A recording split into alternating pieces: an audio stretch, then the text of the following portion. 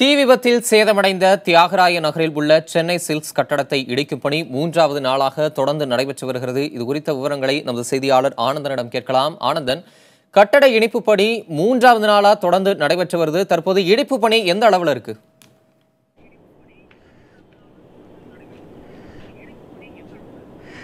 தம்பி தமிழரசன், நம்ம நிற்கக்கூடிய இடம் உங்களுக்கே தெரியும். இப்பொழுது கட்டிட இடிப்பு பணிகள் சாப்பிடுவதற்காக சற்று நேரம் நிறுத்தி வைக்கப்பட்டிருக்கிறது. காலை அதிகாலையிலிருந்து தொடர்ந்து இந்த பணிகள் நடைபெற்றுக் கொண்டிருந்தது.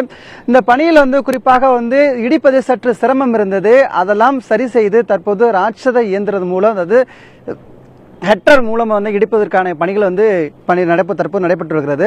இங்கிருந்து மேலே குறிப்பிட்டு பார்த்தா கிட்டத்தட்ட 110 அடிக்கு மேலாக இந்த கட்டிடம் அமைக்கப்பட்டிருக்கிறது. இதை இடிப்பது நீண்ட தூரம் தூக்கி இடிப்பதற்கு சற்று சிரமப்பட்டது. அதனால் கீழே மண்கள் கொண்டு பழைய கட்டிடத்தில் இருக்கக்கூடிய மண்கள்லாம் கொண்டு சமப்படுத்தி அதற்கு மேலாக அந்த வண்டியை கட்டர் மூலமாக நேர்த்தி தற்போது கட்டிடத்தில் இடிப்பு பணி நடந்துகிட்டு இருக்குது. அது மட்டுமல்லாமல் இந்த பகுதி குறுகலான பகுதி, இந்த குறுகலான பகுதியில் கட்டிடம் இடிப்பது சற்று சிரமம் இருக்கிறது. ஏன்னா வாகனங்கள் உள்ளே சென்று இடிப்பது சற்று சிரமம் இருக்கிறது. அந்த இடிக்கப்பட்ட அந்த கட்டிடத்துடைய துகள்கள் எல்லாம் அள்ளுவதற்கு சற்று சிரமம் இருக்கிறது. இடிக்கும் போது அருகிலேயே கட்டிடம் இருக்கிறது. அந்த கட்டிடத்தை இடிக்கும் பொழுதும் அந்த பகுதியில் அந்த கட்டிடத்தை இழுவதனால் மற்ற கட்டிடத்திற்கும் சேதங்கள் மிகப்பெரிய ஒரு சேதமாக இருக்கிறது.